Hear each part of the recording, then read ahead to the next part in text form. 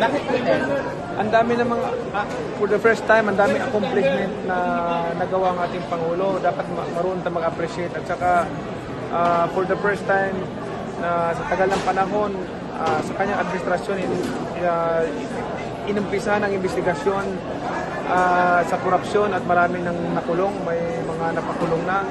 So, kasi, alam niyo naman, noon pa ako nagsisigaw ng korupsyon, talagang yan ang cancer ng bansa natin. So, maganda yung accomplishment din ng ating Pangulo, hindi lamang sa korupsyon, kundi pati pagka yung tugunan yung mga ibang problema like economic growth and development, lahat ng mga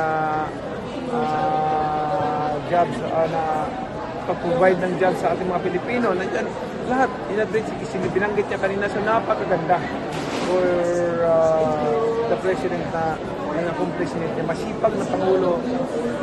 Kita nyo, kahit anong issue, maraming mga distraction sa kanyang daan, pero hindi siya nagpapatinag. Hindi niya, kumbaga, gusto ko yung ginagawa niya kasi may kasabihan niya doon sa quote ni Winston Churchill, "You will never reach the destination if you stop in Truston at the field of that park." So, what he's doing, the President is doing is, hindi niya pinapansin yung mga dogs na nagbabark.